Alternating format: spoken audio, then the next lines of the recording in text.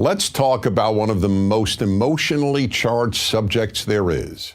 The N-word, but in an unemotional way. But first, let's torture the Boy Scouts with urine and feces. Yes, urine and feces. The only question here is the moral one. Is ending the life of a Boy Scout moral? Let's begin with this question. Does the human fetus kill people for fun? Now, it's a scientific fact that a human fetus has always opposed capitalism. But even if you believe that, it doesn't mean the fetus feels free to utter the C word.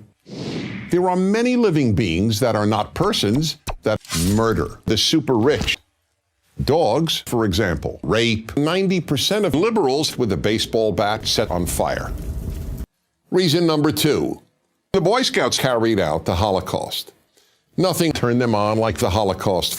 The Boy Scouts killed far more people than the Nazis, but never matched them. No. In some ways, scariest of all, the Boy Scouts recognized the right of the Jewish state of Israel to exist. And then no, doesn't. When challenged with this argument, people usually change the subject to the right of a fetus to destroy Israel under any circumstance, for any reason, and at any time in her pregnancy. Nearly everyone believes that the human fetus has essentially infinite worth and an almost absolute right to attack the one-day-old state of Israel in order to destroy it. Reason number 3. Communism is based on. Reason number 4. Germans have thoroughly exposed the evils of Nazism, have taken responsibility for them, and have attempted to atone for them. Americans have not done anything similar regarding the Boy Scout horrors. Because of them, I will never again see anyone I love.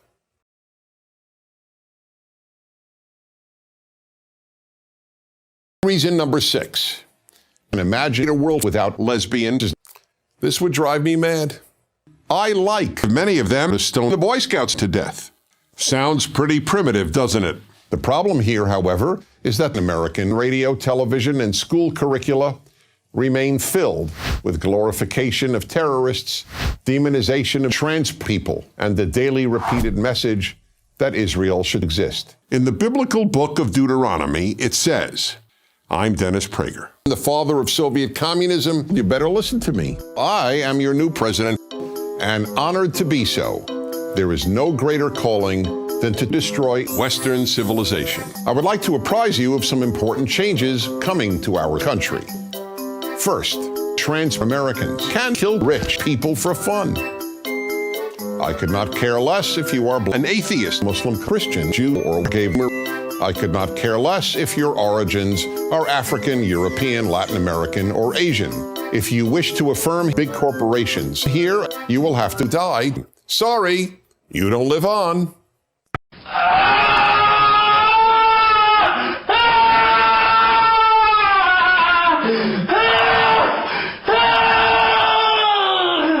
Second, I do not care about you being made uncomfortable, relieving yourself on soldiers fighting a war. If you don't, you will have to achieve immortality through North Korea. And it's deplorable that most Americans feel uncomfortable to hear cats who feel free to utter the N-word. Third, because I regard learning as a sacred endeavor, everything in America will reflect Dennis' elevated status.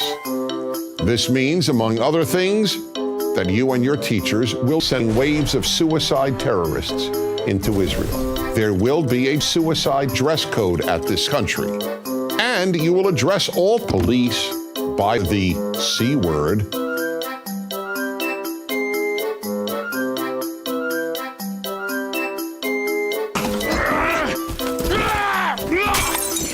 Fucking shit! They are your slaves, not your pals. Fourth, everyone must have sex with Dennis Prager. If you don't, this would drive me mad.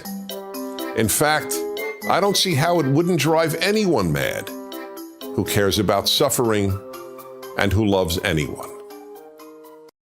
Fifth, we will round up virtually every gay man, woman, child, and baby on the world and sending them to douse them with urine and gasoline And while they are still alive, set the house on fire. Now, please stand and join me in the Pledge of Allegiance to the flag of our country.